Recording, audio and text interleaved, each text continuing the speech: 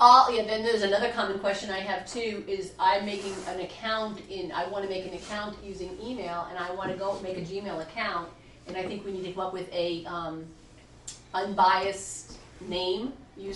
I mean, I don't want to just make my own name up, because I'm trying to demonstrate in Gmail, this is your username, this is your login information, whatever you want to call it. So, I would use Pat. well, I actually had smartstudent@gmail.com is what the name I was using. I love that. Is that smartstudent okay? Is that generic enough? I think that's All wonderful. right, I just wanted to get everyone's blessing. We were talking about protocols, what color blue, what color. I'm just going to make my smart student, I'm just saying if we refer to or need to. Okay, so when I'm referring to email, I'm making a note right now. I'll refer to Smart Student because I do. I'm using Gmail. I'm using That's smart student awesome. at Gmail. You'll see me later, but. Okay, so talk is. I just wanted to get a blessing, so I assume blessings. Because once you start embedding that into your screenshots, I don't want to have to come back. Good.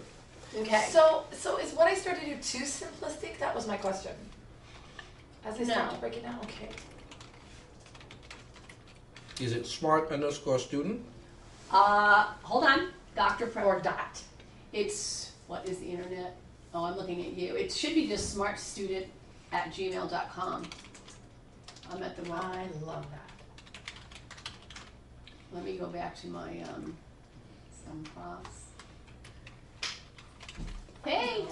I got shamrocks. Oh yeah, don't peek at me. I'm a holiday ahead. Wait, so the holidays come? That's the next holiday, right? Shamrock Day? Okay. I'm always a holiday. I have smartstudent@gmail.com. That's who I settled up on. Smart student. Okay, Just one and it's word, just Smart Smart Student. Student, one student, Okay. awesome. Okay, got it. We were talking about protocols. I've established a name for an email account called, I have to log on and see, but I wanted to make sure so it's going to be Smart Student. Since you weren't here, we made more work for you. Good. I know. What am I doing now? Well, Heidi had a thought. Okay. Did it hurt? It did. Okay, so I'm going back and forth with mine, Meg, and then I realized, well, wait a minute, it's hard for a student. So can you go back to what I know or what do I know? So then I thought, well, let's use, because instead of using jump to, so I really wanted the students to do jump to, so I made a little icon to use the jump to up there, and then that's when we started thinking, well, Meg, when you do your overview of Moodle, if they can navigate through jump to, it'll be so much easier. Or the arrows, forward and backwards, So to navigate. we're referring to this arrow to go from one resource to the next resource, but it can only stay within resources. Right. Within a lesson, what do you think?